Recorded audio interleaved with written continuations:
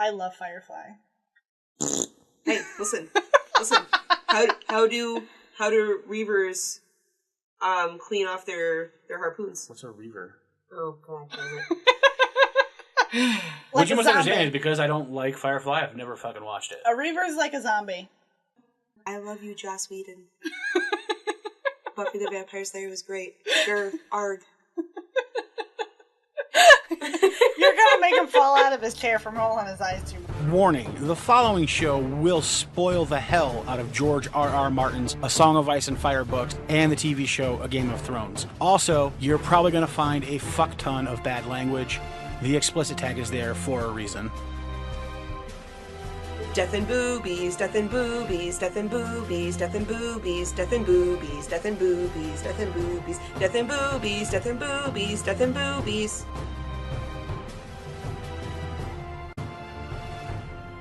Welcome back to the Ironwood Network Book Club. I am your host, Maester Ironwood, and as always, I am here with Lady Wyvern and Widow Wolfsbane. Ladies, how are you doing today? I'm doing good today. How are you guys? I'm doing alright. I am fantastic. We finally have a third microphone, so the sound quality of the show should increase from this episode on forward, which I think is good. All right. I'm good with it. So, today we are covering A Game of Thrones, Jon 1, our first Jon chapter. Very exciting. We get lots of cool stuff. We get a conversation with Tyrion. Always good. It's actually our first conversation with Tyrion in the books. And a good description of him too, actually. And a very good description of Tyrion. We get a lot of cool thematic stuff in this chapter. We get a lot of information about Jon. Yes. Which is really cool. What? The book that I'm reading, some monster fell the page down to use it as a bookmark. The atrocities were made. And this is why you make the move to the Kindle versions, because then monsters can't do such things. But it's not your book. If it was your book, you wouldn't have cared. No, if it was my book, I'd be even more angry. I'd be beating somebody and bludgeoning them to death. Like I did your sister the first time she tried to do that to one of my books. Oh, really? Yeah. For the binder. I must confess that when I read paper books, unless it's like a collector's edition, like my first editions of Stephen King or something like that, I have no problem dog-earing pages. I pretty much just only get first editions for the most part, which is one of the reasons why My mom taught me to dog-ear, so I dog-ear. If I just get like myself, like if I go to Barnes & Noble or Amazon and just buy like a $7 paperback, I really don't give a shit. I'll just dog-ear the fuck out of it. Whatever. See, that's not a problem. That's not too big of a problem. Like I've got like a whole collection of books that are all like paperbacks. And paperbacks, I'm like, because they get tattered and ruined kind of anyway. Like this. Any of the hardbacks, any of the hardbacks that are like this is a hard. Oh no, I don't do that. I don't do that. Oh yeah, if I'm gonna go buy a nice bound version, or like I've got some Stephen King first editions that I definitely don't dog-ear those. I actually don't read those. I will get another copy to read. You buy something and then don't use it? Yeah, I have. You're such a hypocrite. I have a first edition printing of Carrie, Stephen King's Carrie, that I bought for $2 at a used bookstore? Like a used books junk store place that they had no idea what it was. Dust jacket is in perfect condition and everything. Well, shit. Yes. Well, shit. Yep. Very nice. And I've read Carrie, but I didn't read that version of it. That version sits in a locked truck with several other books. Nice. There you go. And sports memorabilia. So. That's a shocker. Yeah, that's how that's supposed to be. Yep. So, but yeah, just a regular old paperback that I buy for myself to read. I'll write in it. I will dog-ear the fuck out of the pages. He likes to highlight them. I highlight. That's really annoying. I'll highlight. You have to understand, Book sacrilege. Book sacrilege. You have to understand, at least half of the books that I read are textbooks. Book sacrilege. Like he does read textbooks. I wouldn't even highlight my books. Like histories and political science books, like non-fiction. Like at least half of what I read is nonfiction. You know, if you go in the office supply section, they actually have things that you can stick on the pages that cause no damage to the pages that can like point you at exactly where those things are without having to highlight them and destroy the book. Do you know that I don't give a shit? How does it destroy the book? This is the guy who reads textbooks for fun. It's my personal copy of the book. What does it matter? It's just book sacrilege. How? Because it's damning the pages. A wonderful tree died for these book pages, and you're sitting here and I'm making it on his fucking corpse. Colorful. People buy lined paper to write on all the time. It's a dead tree. That's what it was made for, though. I am making its death colorful. That's a good way to look at all it. right, you know what? Death color. Colorful death. I can go with that. All right. Bam. Colorful death. I mean, our All whole right. body's pretty colorful, so there's that. Where were we? Okay, beyond that discussion, now that we've settled that I'm not a monster for dog-earing and highlighting. He is a monster for it. I just accepted it. Anyway. That's why most of the time, fire up the Kindle. I can highlight as much as I want and nobody gets mad. Till This the is battery dies and then you're screwed. Well, I've got 2 Kindles and one of them has like a 3-day battery, so Oh, okay. not a big deal. All right. Yes, Sure. multiple Kindles. Okay, so where were we? All right, so we haven't even gotten to the synopsis yet. So Lady Wyvern is going to grace us with her first synopsis of the show. Woo! Yeah! All right. Yeah, woo! Woo! Now, Come on, guys. Now, I'm not going to blame her because we did just get her own microphone for this episode. So I'm not going to blame her for not doing the synopsis. It's not just for this episode, or right? synopsi. Well, we got it. For Well, yeah, no, we're taking it away after this episode. Yeah. Well, That's yeah. not fair, guys. You guys got some pretty microphones over there. That's not fair. Is it synopsises or synopsi? I think it's synopsi. I don't think it's care. Because it's synopsi also as well. like syllabi. Yeah. I It think sounds it's- wrong either way. I think it's synopsi as well. Well, But that's anyway. like octopi or octopussies. They're both actually grammatically correct. But they both sound wrong. Yes, they do. Unless it's a James Bond villain. This is true. That might be where they got it Galore. from. But like, depending on if you go with the Greek phonetic or the Latin phonetic, octopi and octopussies are actually both. They're still both words I would never use on a regular So what you're conversation. saying is, once again, English is the most fucked up language in the world. Yes. Indeed. Excellent. All right. I will always support that claim. Okay, so Lady Wyvern, why don't you go ahead and give us a quick synopsis of John 1 so we can get into breaking down the chapter. All right. So the scene is at the welcoming feast for King Baratheon and his multiple people that he has dragged up north with him. And John is sitting away from the rest of the family. He's sitting with the squires and everyone at the back of the great hall because it would be frowned upon for the bastard to sit with the children at the high table next to the king's children. And he's drinking and enjoying the feast. So he's enjoying the feast and he's drinking and he's drinking. Drinking a lot. Drinking a lot because he can, because he's not sitting anywhere where he can be watched by Ned or Catelyn and be told what he can or can't do. And Ghost has joined him under the table for food. Eating a fookin chicken. A fucking chicken. He is eating a fucking chicken. Yes. He is just turned into the hound's dog. A fucking chicken. You A whole calling chicken. Ghost a hound dog? He is a hound dog. A hound dog? A hound dog. You should get him a helm that looks like the hound's helms. That way he can wear a mask that looks like his own How face. awesome would Ghost look in, like, battle armor? He's so badass. I'm So sure there's badass. some deviant art out there with him in some Most likely. battle armor. If someone's got some deviant art out there, send it to us. Fucking deviants. We love you, deviant people. Okay, and then he describes the party coming in to the Great Hall. The king and the queen, and Ned, and all the children, and the Lannister men, Jaime and Tyrion, and Uncle Benjen. Uncle Benjen. I'm Don't sorry, forget I Uncle forgot Benjen. Benjen. I'm sorry, he was with Theon Greyjoy. I give no shits for that man, so I'm sorry for Benjen. Well, Theon's still a good guy at this point. I mean, except for being a dick, but he's not a traitorous dick yet. I don't like Theon, so anything involving Theon just goes right over my head. So he describes the procession as they all come. What are you looking at me like that for? I'm thinking about Theon and how much I nothing him. I don't hate him and I don't like him. I nothing him. I'm sitting here like you guys are like, you're like, I hate him like with a passion, and then he's not that bad, and he's alright. And I'm like, Not yet. He's and I'm not like- that bad yet. and I'm like, I nothing him. Like, I'm sitting here thinking the entire time I've ever read or done anything or seen the show with him, I nothing him. Really? He's just there. Interesting. He's like an NPC to me. He's just there. Yeah. See, I like Theon's character. I think we get a lot of good and interesting POV stuff from Theon. So I have to wait for that for the book then, because the show he's got nothing. Okay. So, anyways, Yep. John gives a whole description of the procession and all the people that are at the party. I'm just watching you. I didn't do anything this time. Not me, people. It's We're not just me. watching you. We're just watching you. We're just watching you. That's enough. All right, and I'm then gonna watch my soda can over here. you watch your show again, and then Uncle Benjamin comes over to the table to talk to John, and John says he wants to join the night watch. The I said the night watch. The Night's Watch. The Night's Watch. Okay, I was correct. Okay, it sounded wrong to me saying it out loud. And Benjamin's trying to talk him out of it, and he's all for it. And then he gets upset with his uncle, and he takes off. And then he runs into Tyrion outside, and they're both drunk, and they discuss the pros and cons of being a bastard or a dwarf.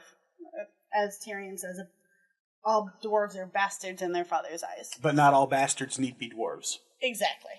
It's true. And it pretty much ends right there. Excellent. Yeah, I say that conversation between Benjamin and John took up like pretty much like the whole chapter. I think, Yeah. I think that was the biggest part of the chapter. It's was basically a chapter where we're conversation. going to learn a lot about John. We're going to learn a little bit about Benjen, and then some of the other characters kind of sideways through what they see about them and notice about them. Yeah, it was a bigger chapter, but a lot of it was just description of everything at the Great Hall and all the people that were there. Very descriptive chapter. I think the biggest part was the conversation between John and Benjen, even bigger than the conversation between him and Tyrion, even though... I think that they're at least both as important as each. Mm-hmm. And I think the Tyrion one might even be a little bit more important. Oh, do you? I kind of do. The Tyrion one is more important than the Benjen one. I kind of do, just because we get some good... I like Tyrion's perspective on things. Right. And Tyrion's kind of like the character that we look to learn things. Like, that Tyrion's almost always spot on in his assessment of everything. That is true. So we get, like, a lot of the evidence for things that we get through Tyrion. I mean, and we he's come a to super trust realist. him. Yeah. And Tyrion's bird's the eye one view of the world. Lannister that John's always liked anyways. Yeah, they have an interest. Like, I wouldn't even call it like a friend relationship, him and John, because They just accept each other. they kind of snip back and forth at each other, but it's more of just like a. They're frenemies. It's more of like I guess like a mutual respect, because they can both understand where the other has come from. Both being bastards. Both and being all. bastards, exactly. It's true. So Both being think bastards living full in with the family that they're bastardized from. Mm-hmm. Yes. So I think it's an interesting dynamic that the two have on the page together. Okay, that's a good thing. And I mean, Benjen's Benjen. I like Benjen. Yeah. Benjen's one of the most intriguing characters. Just because of the open questions about him, at least in my mind. But I don't know as though they're important questions, or if they'll turn out to be important questions, Right. or if they're even questions that we'll ever even get answers to. So I'm always a fan of Benjen being on page, because I do like to theorize things about Benjen. Right. Well, George Because doesn't we torture don't- people, we so don't he get might a just lot leave of- them open. Yeah, we don't get a lot of information about Benjen. Yeah, I mean, not in this chapter. We learned he's the first ranger. Yeah, and he's Ned's brother, and that's pretty much it. And he was the youngest of his generation of Starks. So that's pretty much all the information we get about Benjen. But okay, so who wants to start us off with the discussion of the chapter? Who's got questions, comments, concerns that we need to go over? One of you two can start. I just read that damn thing.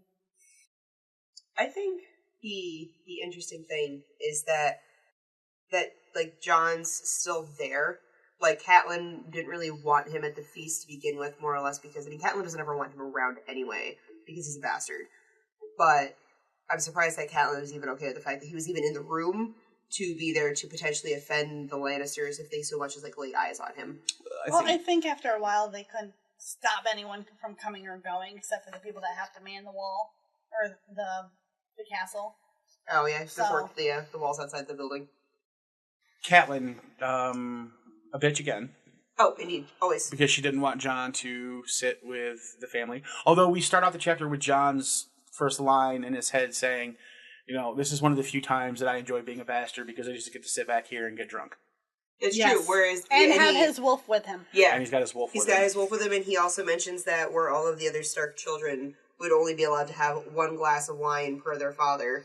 And he's been drinking ever since the king sat his ass down. 4-hour feast, and he's been drinking the entire time. That's sweet and summer he's wine. only 14. And he's only 14. He's a sweet summer child with his sweet summer wine. That's true. So for a night, anyways. Yep, for one night, anyway. But yeah, so Yeah, we get more. We don't like Catelyn, so that's good. You never have too much of we don't like Catelyn shit. That's the only time she's mentioned in the chapter. Yep. Thank God. Yep. Evil mom laying down rules. Thank the old gods and the new. Sorry.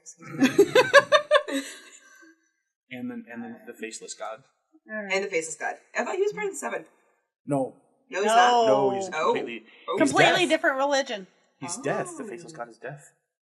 Well, what do we say to death? Not today. That is true.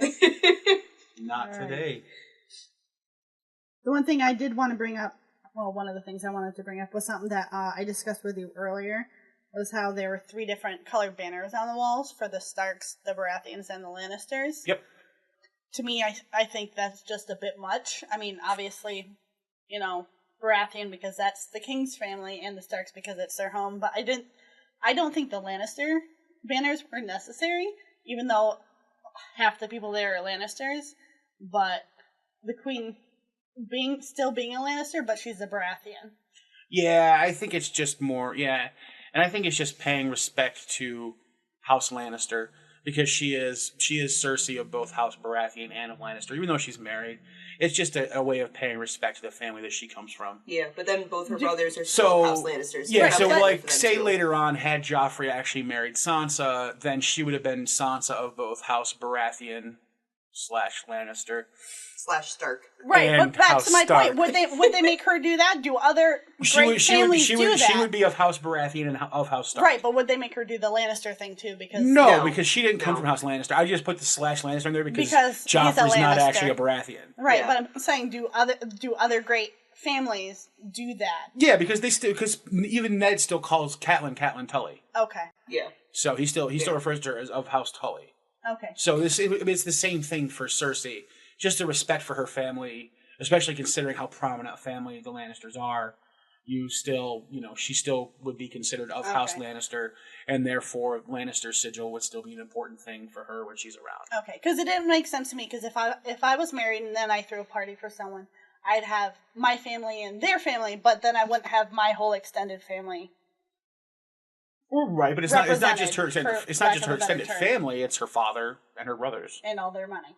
Well, and all their money. Exactly. And for the Lannisters, that's what it is. It's their money. Because let's not forget the Casterly Rock's reason for being so important is that they have the gold mines. Yeah, they fund everything that the king does ever. Yeah. Yep. They're in They fund the whole the realm. Westeros. Yeah, the king's in debt like 3.5 million dragons to the Lannisters. So and counting. And counting. Yeah, of course. And probably I'm sure he's probably in debt to Littlefinger too. Well, no, he's not in debt to Littlefinger. No, Littlefinger. Well, we find out Littlefinger. Go ahead. He just finds the money, and it's not. Yeah, that's true. Littlefinger manipulates it to make himself a lot of money. That's true. By like loaning out the king's money and then collecting debt on additionals on it to bring when he brings it in, so that way the debt's paid back with interest, but then additional interest that goes to him that he then basically kind of launders through his brothels. So the area of kneecaps are fuzzy in his perception. Oh, yeah. That's probably not the grossest thing on the planet. What does that mean? Firefly. When Shepherd Book is, they're trying to save Mal from the thing, and shut your face. Shut up. Shut your face, sir. But when they're saving Mal from the Nikolai guy. Okay. And Mal comes back out and he goes, Shepherd, I thought like killing people is something like that's against like the Bible or whatever. And he goes, yeah, killing people is generally frowned upon in the Bible. He goes, but the area of kneecaps is pretty fuzzy. Area of kneecaps is pretty fuzzy. Okay. So he just shot everybody kneecaps. Okay. Anyway. I forgot that. Nerd alert. Yeah, right. Maester there's rolling his eyes at us. Just saying. He gives no fucks. Funny Not crossovers. a Firefly fan.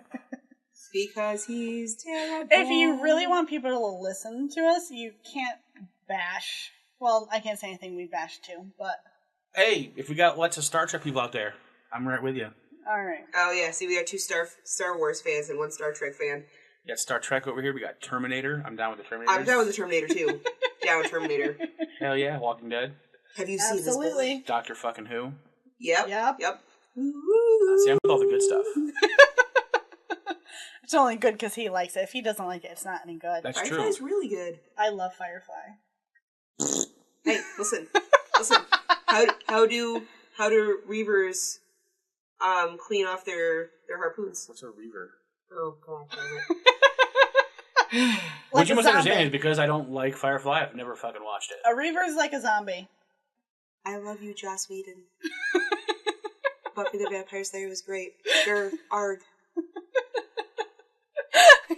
You're gonna make him fall out of his chair from rolling his eyes too much. He's gonna break his neck over there. His eye roll's getting so hard, his neck is just gonna snap with the weight of it. Alright. So anyway, I want to talk about this lovely bitch in the chapter and Ghost, and how Ghost defends his own against the one of the kennel dogs. Back the fuck, because she's just walking through picking up scraps that people have dropped, and so she sees that Ghost has the whole chicken under the table. Whole fucking chicken. The whole fucking chicken. And she tries to take it from him, and he's like, nah, you need to back the fuck up. Yeah, she But backs. he doesn't make a noise. He doesn't have to. He's a third of her size. And she just, she starts growling at him and, you're gonna give me the piece of chicken or whatever because you're younger. And then he just has to stare at her and... Bares his teeth. Yeah, bares his teeth, and that's it. Yeah, without making a noise, which Benjen does comment to us on. Yes. That Ghost is a quiet wolf. A very quiet wolf. A very quiet wolf indeed. Now... That's why his name is Ghost. He's not like the others, John says. Yep, a very quiet wolf, he observed. Yes, now, there is a kid in the story who is called the Quiet Wolf. 2 guesses who that is? Can anybody guess who the Quiet Wolf is? I know I'm who gonna go it with is. Jon Snow. No. What? Jon Snow is not the Quiet Wolf. Is it Benjen? It is not Benjen. Damn it. Alright, I give up. Those are my only 2 guesses. Those are your only 2 guesses? Those are my I only told 2 her guesses. she only had 2 guesses. Oh. Yeah. You want to throw a third out? No. Take a guess. No. One Eddard Ned Stark has long been known as the Quiet Wolf. Oh. I find it interesting that Ned's bastard, quote-unquote, son has the Quiet Wolf, Yeah. while Ned is the Quiet Wolf. Would almost make you think that maybe John isn't a quote-unquote bastard. Maybe. You just put up a video of you just doing the air quotes for everyone to see the look on your face with your eyebrows raised. Bastard. That's right. with the air quotes. Make it a GIF. Widow over here is not taking any of his shit. She doesn't want to believe him. She doesn't want to believe. I don't want to believe. I'll believe in aliens, but I won't believe in this. She's the anti-Fox Mulder of Westeros. I'm the Agent Scully of Westeros. That shit's not real. Oh, she wanted to believe too. No, she didn't. Not first. Not at first. Not but at first. She came around. She came around after the Wendigo shit. Which I'm means sure. you'll come around.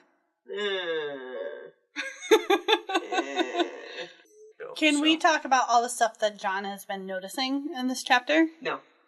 How We're talking about other stuff. How about just the fact that John is very good at noticing details and things? Like the fact that his dad is very... What's the word? I'm gonna have to look Pretending to be happy? Yes, and Yes. Cersei just looks pissed. But she's Yeah. pissed because they went down to the crypt after she told She's him no. pissed just because she's always pissed. She's pissed because her name is Cersei and she's a fucking Lannister. She's gotta get that stick out of her ass. Well, Jamie can help her with that later.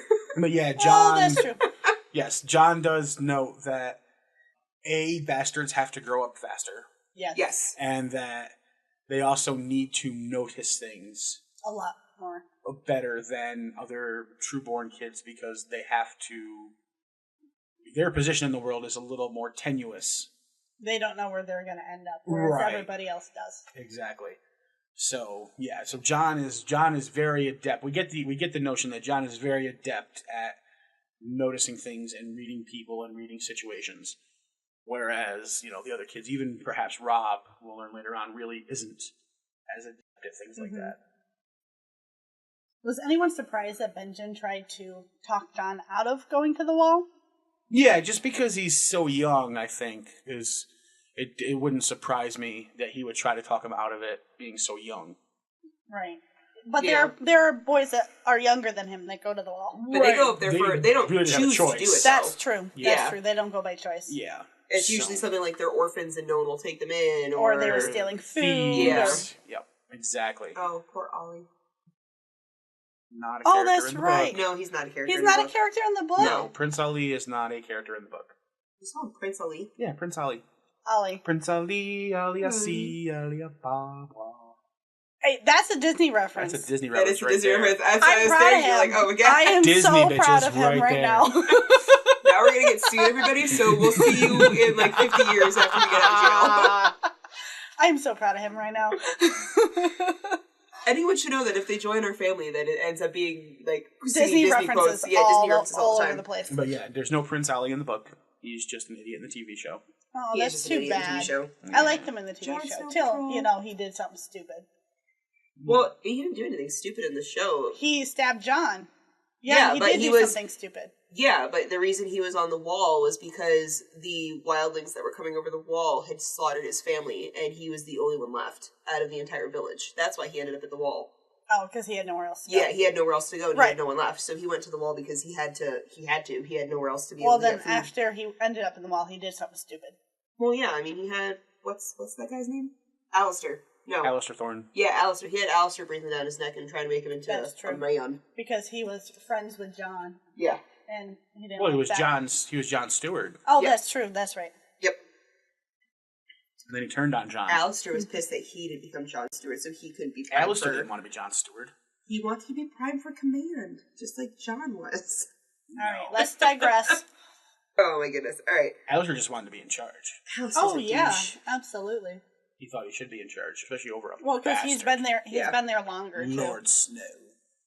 No, it's... That man's had a stick up his ass.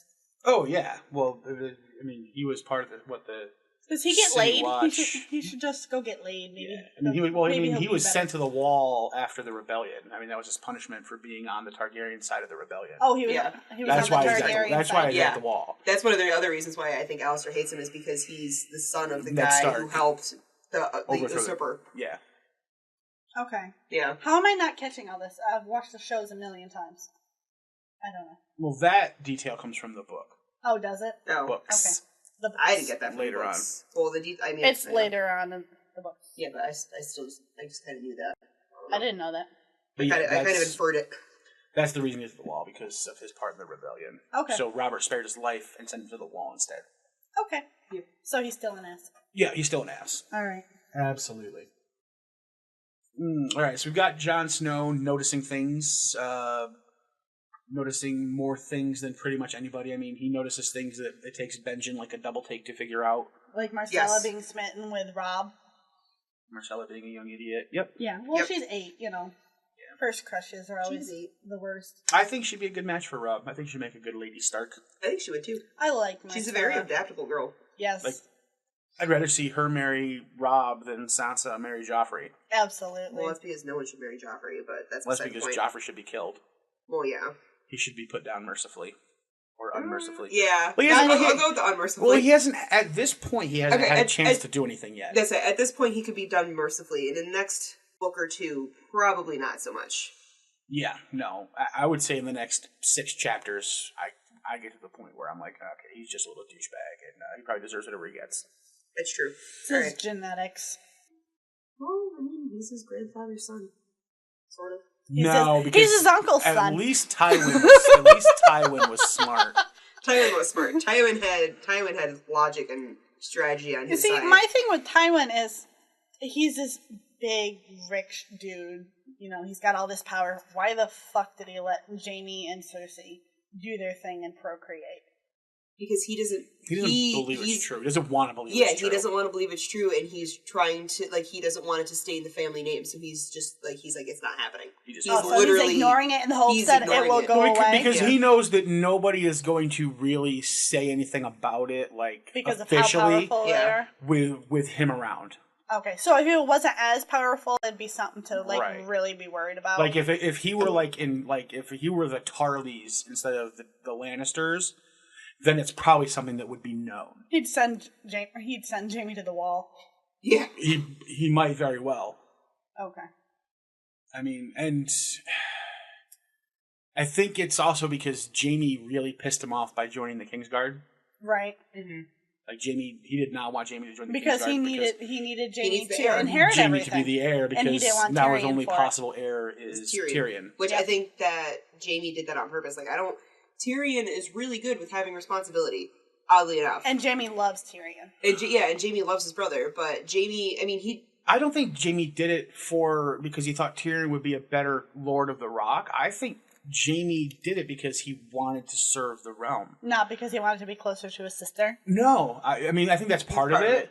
But Jamie always, as you get through the books and you listen to Jamie, he's always driven to be is like that honorable, chivalrous knight that's like the protector of the realm.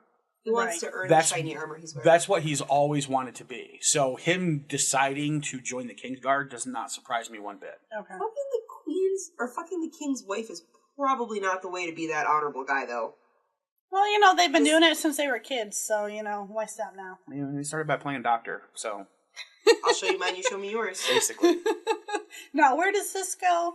Actually, they didn't even have to do that because they already knew each other. Yeah. I mean, they were born naked together, so... Mm-hmm. Yeah, so... But yeah, I mean, that's who he's always wanted to be, is that chivalrous knight. That's what he always wanted to be. Maybe in the end he will be. I think he already is. In the TV show. How many lives did he save when he killed the Mad King? Thousands and Lots. thousands Oh, yeah. and thousands Yeah, and the whole thousands city. and thousands. Not even that, it brought the war to an end. That too. Oh, So, really? yeah. Okay. Because there was no king. Rhaegar was already dead. He had died at Trident, so That's there was right. no heir except for little Viserys. Who was 8 and on the run? Right. So, I mean, he saved a ton of lives by That's killing true. the king. He saved a He ton of stopped more. the beggar king from becoming king. He saved a ton of more lives The beggar thing, in a yeah. couple of chapters by keeping word getting out that his children were bastards. Alright. So, I'll give it to him, I guess. I mean, that's who he always wanted to be. He wanted to be that chivalrous knight, and that. So him joining the Knights Guard is like par for the course of exactly what he would want to do and be, The Knight's Guard? or the King's Guard. Okay. King's Guard, Knight's Guard. They're about the same thing. No, you the still, Knights... you still have to give up, having a family and stuff like that. Like, he can't inherit heirs. Like, He can't have Yeah, children. there's He can't have children. there's some It's- weird symmetry Yeah. between the King's Guard vows and the Night's Watch vows. Yeah. Yeah. Yeah. There's got to be like a little Well, bit it's of a king little bit and of a country. linkage there. It's king and country. Yeah. No, I'm just saying that because the vows for the Knight's Guard, for the King's Guard and the Night's Watch are very similar. Yeah, they're close. Whereas, Yeah. like, you can't father children, you can't have a family, Yeah. you can't own lands. There's a lot of similarity there. I Yeah. wonder how closely tied those two offices are. I would imagine pretty closely, except for the fact that the Night's Watch is technically outside the realm of the king. Like, even, the Night's Guard doesn't have to... King's Guard. No, No. the Night's Watch. Night's The Night's Watch. Watch. Sorry. The Night's Watch does not have to answer to the king's laws half the time. Well, technically they do because they still depend on the realm. They have to ask the king for money and Yeah. things And like people. that. They're part of the realm. Mm. It's just that it's like a get out of jail free card. Like if you commit any crime, no matter what it is, you're supposed to be given the option of taking the black. Yeah. That's really the only thing. Unless you abandon your post at the wall. Then you just die. Well, then you lose your Yeah, head then you because die. you've already shown that you can't. I mean, what's your I mean, punishment? you're literally there because What's your you're for now. punishment for desertion of the Night's Watch going to be? Going back to the Night's Night's Watch? Watch. Right, That does yeah. no good. So you got to have a different punishment for that. Maybe they but- have to join the Night King's Watch. But I mean, actually, that's exactly what they're doing to them. So deserting the Night's Watch sends you to the Night King's Watch because they are killing him. Nah, they cut off the head and burned the body. Right. Oh, well, fine. Have we discussed John's conversation with Tyrion yet, or are We we have still on Benjen? No, we're We still on haven't- his thing with Benjen because I also want to go over Darren Targaryen. Okay. And that's John's idol. John's idol is a Targaryen. Okay. I'm just putting that out there because it's it goes against your theory. I knew she was going to do that. Shut- I How knew does she was how going does to do it that. go against? Because his Just idol's a because he likes it- Targaryen, so because he he has likes to a be related. Targaryen? because of his father is a Targaryen. His father is You don't know who the fuck his father is. no, I don't. No, I don't.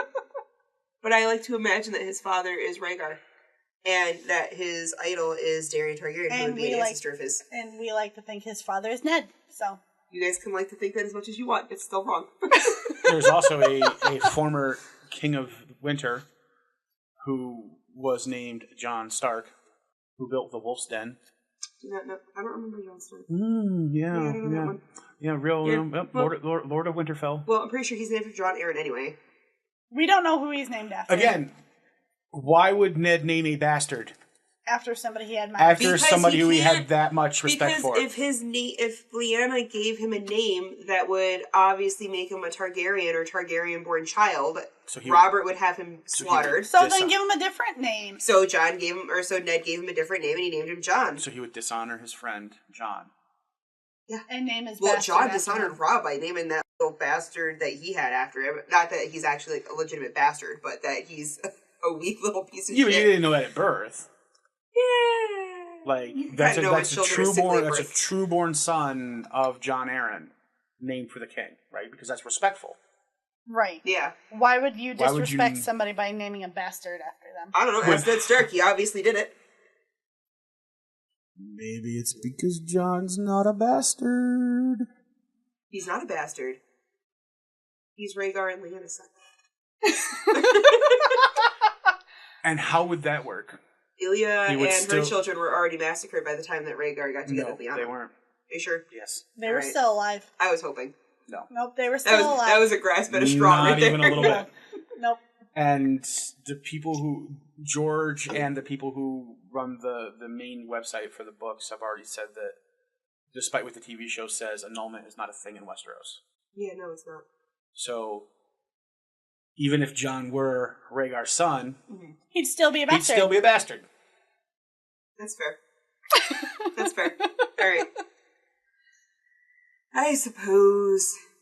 So what did you want to know about Which also Daenerys means that him Targaryen? being a Targaryen means fucking nothing, because I don't think he can inherit anything Targaryen because he's a bastard if he's a Targaryen.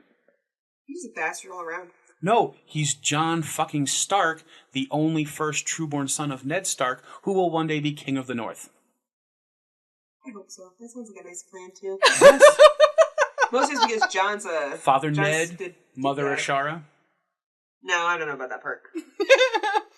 Still Well, not if in that he's part. Lyanna's son, he can't be the Lord of Winterfell. She was never the Lord of anything. She wasn't She was legally married. Yeah, she wasn't legally married either. Which is why Ned adopted him. He didn't adopt him. He took him in. It was his son. Lyanna Arj. I don't know. I don't remember any... I have not read anything about it in the she Shara keeps here. fighting. I'm fighting it. It's You are be- it's fighting so It's hard. because the Fighting. TV show tells her that Rhaegar and Lyanna are Jon's parents, and she can't break out of the mold and say, okay, the TV show doesn't always know what it's talking about. Well, I mean, I know the TV shows never know what they're talking about, but I just don't want to believe it. I don't have enough evidence of my own yet to be able to say otherwise. Oh, we've shown you the evidence. Nope. You watched. I haven't watched all of them. You watched 50 minutes of evidence. Yeah, I know. I haven't watched all of them. Okay, so I think what we Being need to attacked by fuzzy do dragons. is we need to take a break and feed Sir Mouthy and Miss Mouthy because apparently they're hungry.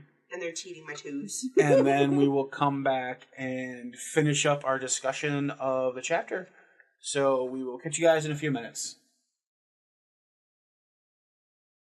Okay, so we're back from our break. The cats have been fed. And we're going to go ahead and continue our discussion of John 1. I think we're probably up to the point where John gets embarrassed when he blurts out that he will never father a bastard. When Benjen is talking to him, because Benjen, who's trying to convince him not to go to the wall right now, Benjen tells him to, go out, bang a few broads, have a couple of Experience bastards life. of your own. You don't know what you'll be giving up, again, which feeds both possible who is John's father theories. Obviously, Benjen is not his father because Jon stands up and shouts, "I am not your son." Yeah, well, I mean, we're certain to begin with. That's pretty obvious. Jon is not Benjen's son. I mean, that's never even a theory. Well, it doesn't have to be a theory. I'm just saying. We could just cross Benjen's name off that list. Yep. I don't think Benjen was anywhere near where Ned was when Ned brought Jon home. Yeah, no. He was somewhere. Yeah, Benjen is definitely not Jon's father. There's no question about that. I don't. There's two theories of Jon's father, and that's never been one of them. Okay. So. Now that that's off the table. Yeah, so he tells Jon to go out and have some bastards of his own. He doesn't know what he's going to be giving up. He says that Jon says, "I don't care," and Benjen tells him, close to the exact words are, "If you knew what you'd be giving up, you might change your mind." I think so. Here's the other thing too: is that when Jon stands up and shouts that like, "I'm not your son," Benjen's reply to that is more as the pity because Benjen wants a whole family of his own, and he knows that he can't have one because of the vows that he took. Yeah, I sometimes, again, this goes back to my one of Benjen and why is Benjen at the wall? Why did Benjen take the black? Because he seems like he'd make a good father. Yeah, he loves it. He seems like he'd make a good lord of a castle. He loves his a lot of nieces uncles and to make a good nephews. father. So I just come back to why did Benjen, was it by his choice? Was it family duty? George, if you ever hear this, can you just answer us as to why Benjen's on the wall? Like, we don't want to know any other extrapolis details. We just want to know why is Benjen on the wall. No, I want to know all the extraneous details. Well, first just give us... including why Benjen is at the wall. Well, just give us that first. Yeah, answer me first and let me know. I don't want any more information from you. I just want to know why Benjen's there. Really? I can't say that I wouldn't have follow-up questions, but... Just tell us why he's at the wall. Really, you would rather know first why Benjen is at the wall than who Jon's father is? Yes. Really? Yes. Both of you? The books will tell us who Jon's parents are. Well, they should also tell us why Benjen's at the wall. But it may or may not. I have a feeling that we're going to learn, again, this is my theory, I have a feeling that we're going to learn that there must always be a Stark in the Night's Watch. The fuck was that? Somebody's phone on vibrate. No. Nope. That noise came from over there. Oh, it was my work phone on vibrate. Oh, okay. Yeah, that's what it was. Yeah, work phones. I said turn your phone off. You know, I didn't get up and go turn that one off. Yeah, that's because you never checked I forget that I have it sometimes. Gracefully forget that I have it sometimes. But yeah, so we get Benjen trying to talk Jon out of going to the wall. Tells Jon to go have a few bastards of his own. Jon gets indignant. Says that he will never, ever, ever father a bastard. A little too loudly. Never. A little too loudly. Spat it out like venom. Yep. And then walks away, stumbling drunk. Yeah, he does, because he's belligerent. Out of the Great Hall, trips, falls, makes a racket. Knocks over some poor girl carrying poor serving food. girl. And heads outside. And, yeah. With the last of his dignity. I don't think he really has any dignity left after that, though. No. Can't say that he does. No. But then he thinks he's saving some of it. But then when he gets outside, Lady Wyvern, who do we get to meet? Tyrion Lannister. Bum, bum, bum. Who enters our story doing a backflip. Yeah, he fucking does. Off of a stone wall. Like a fucking circus clown. Because he's a goddamn ninja. Yeah. He's a circus clown. Actually, he's a gargoyle. Gargoyles are very flexible creatures. Just watch the TV show from the 1990s from Nickelodeon. I know what show you're talking about, but Tyrion's a circus clown. He's the right height. He looks just like one. He looks like a freak in the books. Exactly. He's more of a freak show. People in circuses are freaks. People in freak shows are freaks. Yeah. Yeah, but they are normally shown yes, at circuses. The freak shows were always part of a circus, yes. Okay, thank you. There's like the side freak show. Moving on. Just putting that out there. I like Tyrion too You much. do not always have to have the last word. Yes, I do. Do you know me? Do you know me? Very well. Very, very well. But anyway, yes, we get Tyrion entering the story with a backflip and being a little afraid of Ghost. Yeah, and Ghost is like gonna rip his face off at first. Like Yes. Ghost is a little skeptical. Yeah, Ghost is skeptical of the situation, and I mean, of course, okay. So we've known my background. We've talked about the fact that I'm a veterinary technician, that sort of thing. So like in my mind, one of the things, like there's a couple different scenarios that Ghost can be playing through in this thing that would be like a legitimate real life type deal between the fact that he's not socialized well enough. So being not socialized, he kind of like is uncomfortable with the situation. So that's why he's like growling and snarling, but he's well trained enough to the point. He doesn't make any noise. No growling, no snarling. Ghost does never not makes make any noise. noise. Yeah, sure. He does. Yeah. So anyway, but still, He bares his teeth. Snarling does not necessarily have to be making sound. He bares his teeth. Yeah, baring teeth is a form of snarling. Okay. Well, then he snarls. Yeah, snarling does not have to be growling and snarling are not the same thing. Well, you said he was growling and snarling, so we had to correct you. All right, fair enough. I stand corrected. He was snarling. He's the quiet wolf. Yeah, so he snarls at Tyrion. You know, just showing his teeth and everything like that, which could be a sign of him, like, you know, not being socialized well enough. But the thing is that Jon has him well enough trained that when he tells him, like, you know, Ghost, it's fine, like, sit and stay. Like, his sit-stay command is perfect enough that even though he's not comfortable with the situation, Tyrion can still pet him. Mm-hmm. So, and that's a way, like, you know, socializing too. But then there's also other things that they can show too, where he's also just, like, he could be just being protective of Jon himself too. Because it's Jon's wolf. That's so that shows also be the fact that he's not a dog. Yeah, he's a wolf. Well, yeah. And not just any wolf. He's a wolf being trained like a dog, though, but like a very large dire wolf, which is a real ancient animal from Earth. Yes. That were ginormous. Yeah, they fucking were. And huge and vicious beasts, because that's what wolves are. They're vicious. What is call them vicious? Wolves are not vicious. Like, an actual, like, modern-day wolf is not a vicious animal. He looks so Have confused. Have you seen them hunting? Like caribou? Yeah. They're pretty vicious. Yeah. I'm not saying vicious is a bad thing. I'm just saying that they are a vicious animal. Oh, yeah, they'll go after shit. Oh, yeah. I mean, I'm not saying that that's like a bad personality trait or something. Well, then let's just go to say that all humans are vicious. Oh, humans are absolutely vicious animals as well.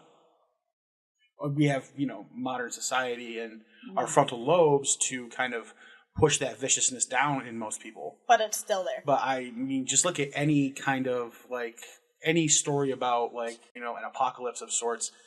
A lot of humanity loses that humanity and reverts to a very vicious, animalistic nature. Yep. Because survive or die. Get rid of modern society and modern rules, and that's who we are. Yeah. So, and a dire wolf, I would assume, is the same thing. I mean, yes, he's training it to be a pet for him, but just look at what Robb does with his wolf later on. Takes him into battle, and he's a vicious fighter in battle. Yeah. And Ghost is the same way in battle. Ghost is a badass. Yeah, oh, Ghost is a giant, vicious wolf. Yeah. You know, who's being raised by a boy as a pet. Yes. So I could understand Tyrion being scared, and I understand Ghost being like... Ghost is worried in the situation, too, because he's like... Well, first of all, this is probably also the first time Ghost has ever seen a midget, frankly. Don't... What are you going to say? She was going to say, don't use the word midget.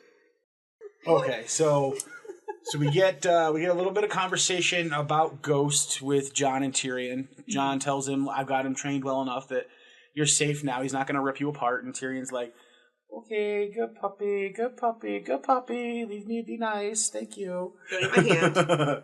He needs it to finger the ladies. Yep. And then we get some conversation where Tyrion tells Jon that he knows how he feels and Jon's like, you're a true-born Lannister and blah, blah, blah, and everybody loves you, and your daddy loves you, and your mommy, and she was real, and, you know, Tyrion's like, all dwarves are bastards in their father's eyes.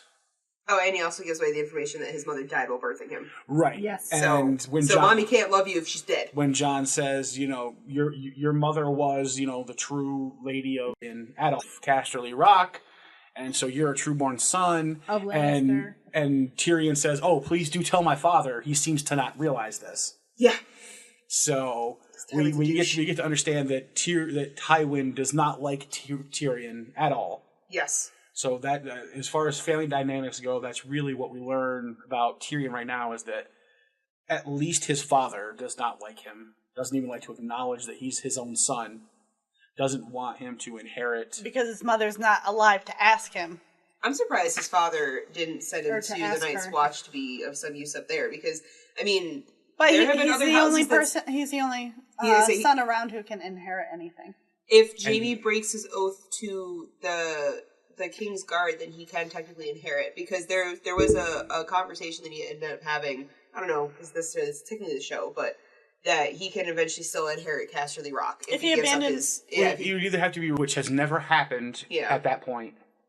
At this point in the book, it does happen later on that Barristan Selmy does get relieved, but until that, it's never happened. The only way out of the same way with the Night's Watch, the only way out of the Kingsguard is death. Yeah.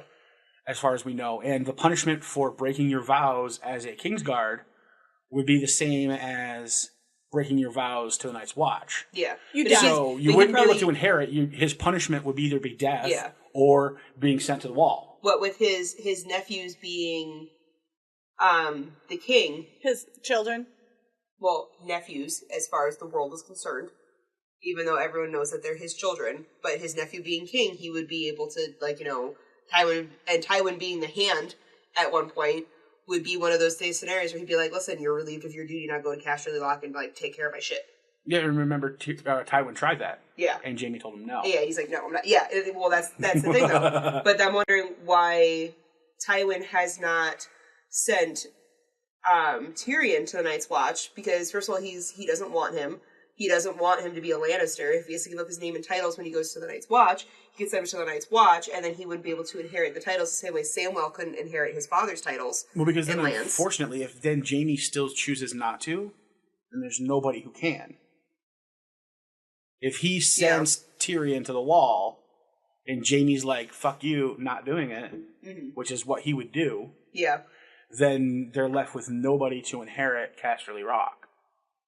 And then a whole other war would start over that. Which means it would go to Kevin or Kevin's son. Yeah, it would go to Tywin's their uncle brothers. Kevin, Tywin's brother Kevin. Oh, yeah, it would go to Tywin's brothers. His first general. When the main line ends, it goes lateral. Oh, to the next oldest brother. Okay.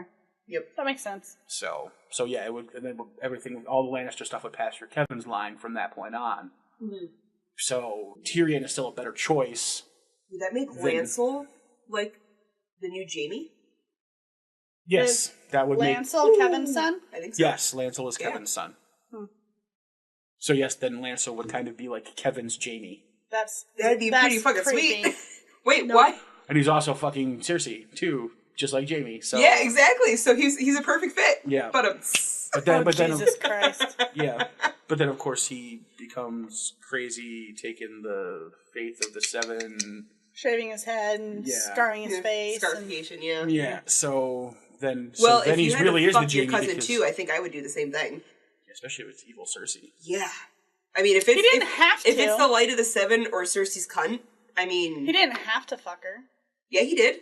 Did he? Yeah. Why? You think she was letting him get away with not doing that? Yeah. He's like a weak pussy ass bitch. You think he's gonna tell Cersei no? You think that Cersei? So you think she was raping him? Yeah. Well, I mean, having non-consensual sex, quotes. I think he wanted to, but he wouldn't have, just because of who she was. She's the queen, and that's treason. And she wants whatever she wants. Yeah, gets whatever she wants. But like if he had turned her down the first couple of times, like she could have had him killed for that. She could have made up some bullshit story like she always does. Yeah, that he tried to rape her, and then he would have been killed. So he has to kind of go with it. And then, of course, I'm sure after a while, I mean, he probably got into the fact that he's having sex. I'm sure he's enjoying it. Yeah. But it's... I mean, she's described as very beautiful, so... Yeah. Yeah. You know, she's like a hot young blonde, so... Yeah. All right, whatever. So, but yeah, it's just one of those things where, he probably didn't want to do it, but he was also still... It was one of those things, either fuck your cousin or die. I'd die. Then again, all my cousins are female, except for, like, 2. I say that he's your cousin. Yeah. Well, that's some Cersei stuff that we get in the 2. books that we don't really get in the show. There's some Cersei lesbian stuff in the books that doesn't show up in the show. Yeah, Cersei's just a sexual person. Really? She uses her sexuality as a weapon. Yeah. Especially against men. Well, that doesn't shock me at all. Which I think is one of the reasons why she does the lesbian stuff. I don't think it's that she's... I don't think it's because she's enjoying it as much. I don't think it's that she's a lesbian. I think it's because that's the only sex that she has that isn't in some way manipulative or about power. Yeah. Oh, really? It's just kind of like a thing that she can enjoy. Yeah. Sex with women. Yeah. Because there's no power dynamic for her to play there, because... What character? It would be a crime for her. What as well. character is she having A sex handmaid with? of hers. Oh, okay. So, Is it that one with the short haircut in the You'll have TV to- show? I mean, In the TV show, they don't mention it's it not at a all. name that they give to that girl in the TV show. I think it so started with a B. who That's all I knows, remember. But I don't think that they ever gave her a name in the show. Oh, okay. But yeah, in the books you'll come to it, and I think it's more just it's an enjoyable thing for her because she doesn't have there's no power dynamics tied to it. Because Okay. It's against the rules. So I mean, she could be killed for doing it. For being gay? Yes. For being Okay. gay and for cheating on her husband, who Yes. is the king. Okay. Right. Whereas like sex with Jaime for her is about power. Really? She likes to control Jaime, and she uses that as a way to control him. And the same thing with Robert. I mean, it's a way to control him and keep him kind of under her thumb. Yeah, but he apparently can't perform. She purposely gets him drunk enough that he can't. Oh, okay. Yeah. So she can't get pregnant. Yeah. Right. Yeah, Because she she never doesn't, wanted because she doesn't children. enjoy doing it with Robert. For her, it's a power thing. with Right. him. So she and then can it's the say same you thing- were it's the same unable thing to with do it again, Lancel. I bastard. mean, she was all for it when they first got married. Yeah, then he called her Liana. Yeah, Yeah. and passed out drunk, and then she was like, "Yep, nope." Yeah, and then she went and banged Jaime. Yep. So, yeah. And that's where we get Joffrey from. Yeah. I wonder why Joffrey's They've so only fucked been up. married 8 years? Since the end of the rebellion. Yeah. So 15 years. Oh, Joffrey's not 15. Joffrey's Joffrey's 13. 13. Okay. It takes a while to get pregnant. Not for everyone. Well, I mean, first of all, she's technically supposed to be a virgin. Well, remember that they... And who knows if it's true in the books or not yet. We don't really know, but Yeah. she had that first potential baby by Robert that was aborted. Before Oh, that's Joffrey. right. She mentioned So- something about getting rid of it. Right, so that's in the show. But how did she know it was his and not Jamie's? Probably the color of its hair. Because It was aborted. Because Jaime might So- not have been in King's Landing at that point. Yeah. With her. There's Where that she too. might have Oh, just okay. been there with Robert, so you don't Okay. know where Jaime was. I mean, Jaime could have been finishing That's up true. battles, or who knows. Yeah. That's true. So I didn't know they had abortions. Well, I mean, They have maybe moon it's tea. Ray. Say, Moon tea? moon tea. Yeah. Oh, okay. Some kind of herb that they drink and it Yeah. expels the fetus. Yep. Yep. Causes abortion. All right. Spontaneous miscarriage. Yeah, that's what it causes a miscarriage, exactly. Yeah. But yeah, so that's what I think it is for her, as far as that goes. Back to Tyrion. Tyrion. We learn that's what we get with Jon and Tyrion is kind of giving Jon the what for where as to, hey, your life's not as bad as you think. type of Suck thing. it up, Buttercup. And that's kind of where Tyrion and Jon leave things, because then Tyrion heads back into the feast, and the chapter concludes with one of my favorite lines where Jon notices with the shadow that for the first time Tyrion stood as tall as a king. For just a second. Yep. Which I think is interesting. I like that line too. That line hit something with me too, where I was just like, I feel like this is in some way really important because, like, Tyrion's a smart guy. Well, we know that the hand of a king is as powerful as the king is. Yep. And at least in the TV show, we don't know how it's going to go in the books yet because Tyrion's not there yet. But at least in the TV show, he becomes Daenerys' hand. Yes. So therefore, at this time in the TV show, is standing as tall as a king. Right, I don't know if he did it in the book too, but he was the stand-in hand of the king for Tywin for a while too. He was Tywin. Yeah. Sent him. Yeah. So he was Joffrey's See, hand. I don't think there's any big meaning to it, because he also said at the beginning when he first saw Jaime Lannister that is what a king is supposed to look like. Right. Well, I think that's yes. Because remember, he mentions it in the chapter that Ned was always telling stories about Robert. Yeah. You know, the demon of the Trident, this great giant warrior king who stood 6.5 feet tall with his armor 7 if on. he wore his helmet. Right. Yeah. So. And he was disappointed because in the last 15 years, the king had turned into a fat, lazy piece of shit. Yeah. Yeah. And so I think that quote, that little note by him is just that because of the way Ned always talked about Robert the King when they were younger, that he had always envisioned him something like a tall, striking, powerful man like Jaime Lannister looks. Okay. Whereas that line at the end, I think, is symbolic of something about Tyrion and Tyrion's ability to go from being just, the third son of Tywin Lannister, who's a dwarf and basically seen as a bastard, to being as with the stature and the power of a king, which he does eventually get that power. Right. Yeah. I feel like this last paragraph itself, too, where Tyrion's walking back to the feast, like, even though all of these chapters are done from, like, the over-the-shoulder point of view of, like, the third person. Limited third person. Yeah, the limited third person of, like, the character of the thing. Like, I feel like this last chapter kind of, like, tears away from Jon's over-the-shoulder and just kind of, like, focuses more so just on Tyrion. Like, the point of view camera, like, moves away from Jon and just kind of follows him off to the side. Yeah, we're almost kind of getting it through Jon's eyes instead of over his shoulders. Yeah. Yep. Absolutely.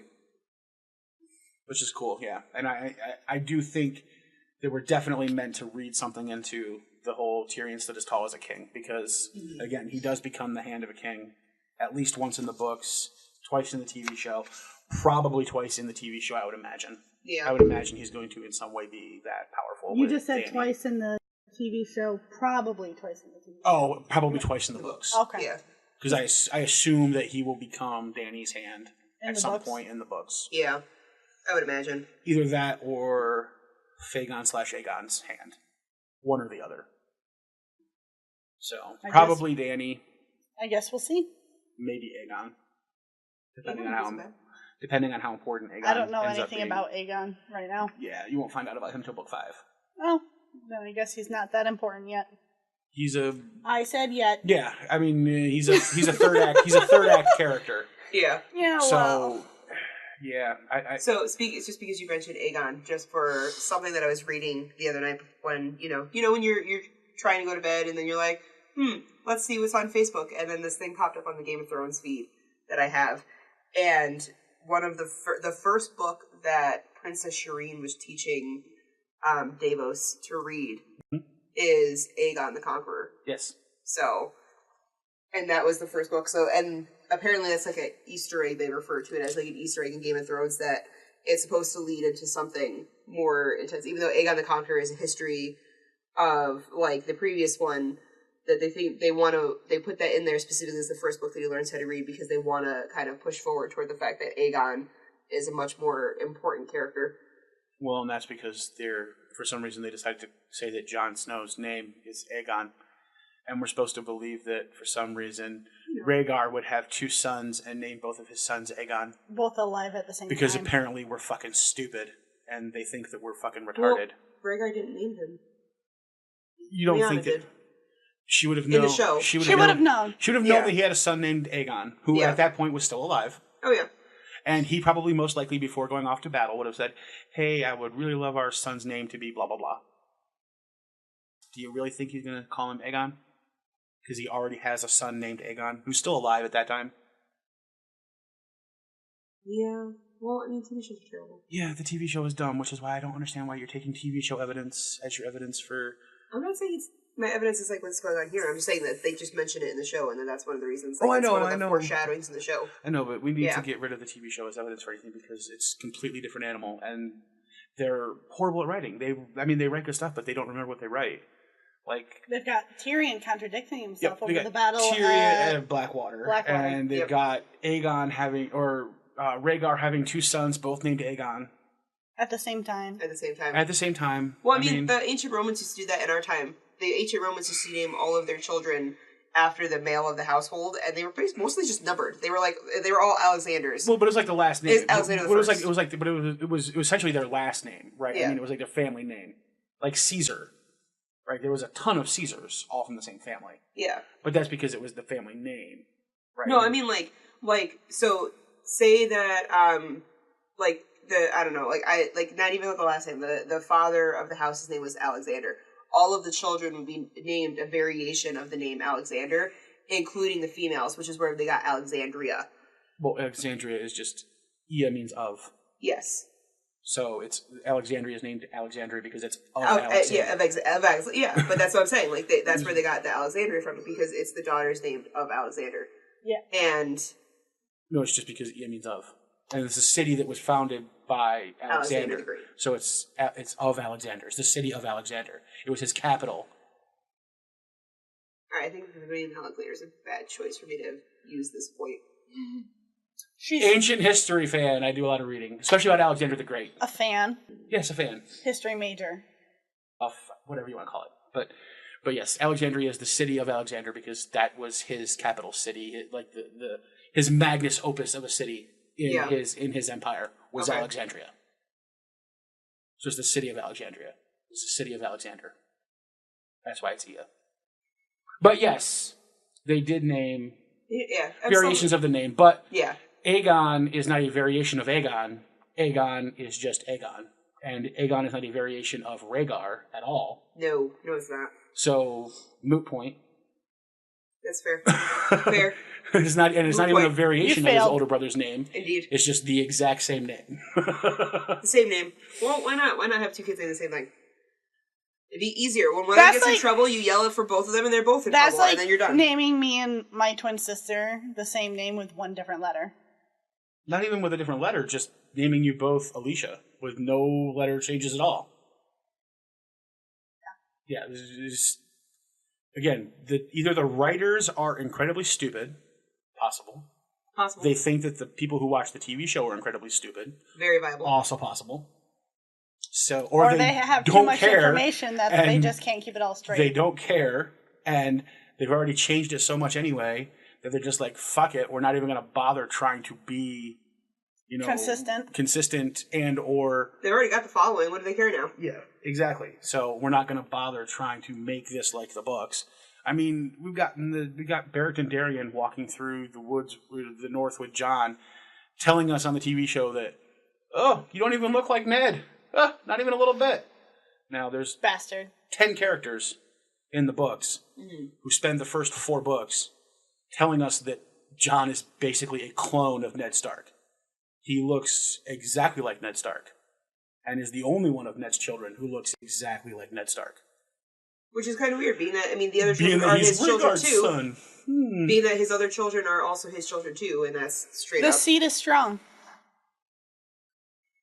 Well, yeah. But his other children look like their mother. Yeah, they look like Catelyn Tully. Right. But Jon looks like Ned. But they're also legitimately his children because there's no evidence that Catelyn would ever have cheated on him either.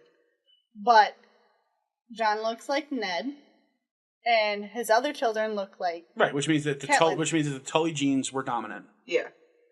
So yeah, but there's no question about the fact that that Jon Snow's not a Tully.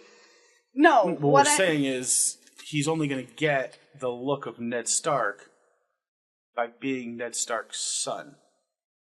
It's like I look like my mom because my mom's my mom. Yeah, it's fair.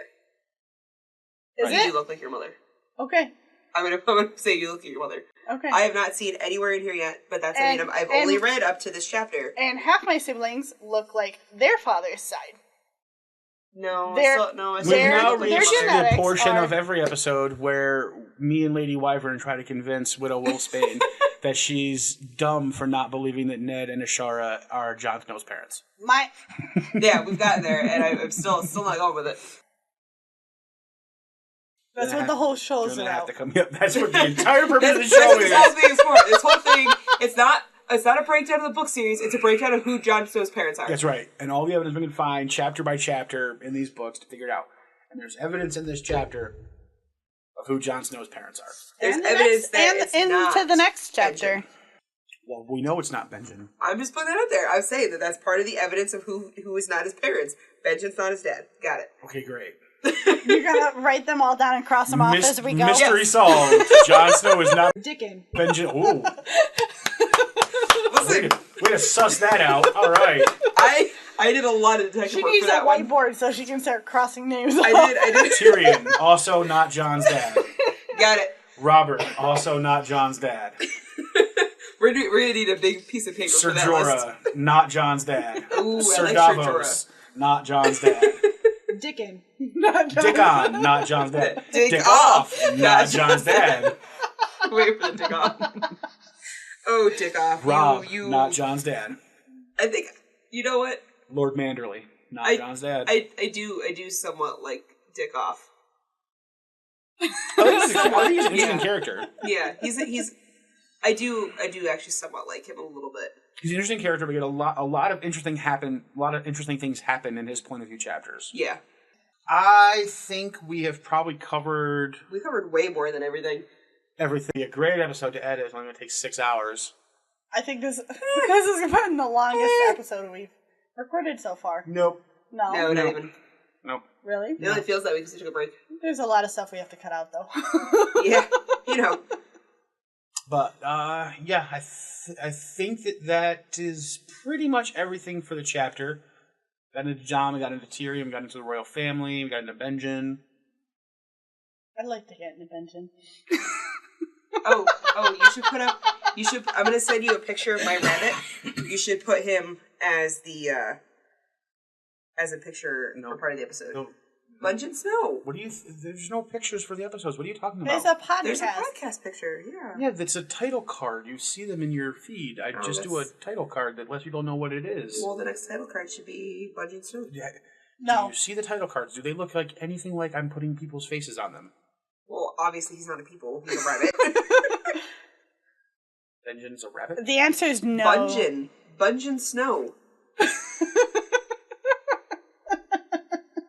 Who the fuck is Bungeon Snow? He's a rabbit. What nonsense are you talking about? We have gone over this before. Like Benjen? Oh, he's a bunny, so his name's Bungeon. Yeah. I had a rabbit who was black and white, and I named him please Bungeon. Shoot me. Bungeon Snow. Not going to be the title card for the fucking episode. Look at him. Look at him. It's a black rabbit named Snow. It's a black rabbit with white marks on him, and his name is Bungeon Snow. Bungeon Snow. Yeah. He's a cute bunny. Paul Bungeon Snow. Okay. Peter Cottontail. No. No. All right, so... Catelyn the bitch, too. Yes, that is correct. Our next chapter will be Catelyn 2, which, by the way, as much as I hate Catelyn, is actually one of my favorite chapters in the entire first book. A lot of information. We get a lot of information. We get a lot of reasons to hate Catelyn in this next chapter. I mean, a lot of Catelyn. I'm pretty sure we have plenty of reasons before If you're this, like us and you don't like Catelyn. But you're going to love the next episode, because we are going to tear Catelyn Tully to shreds.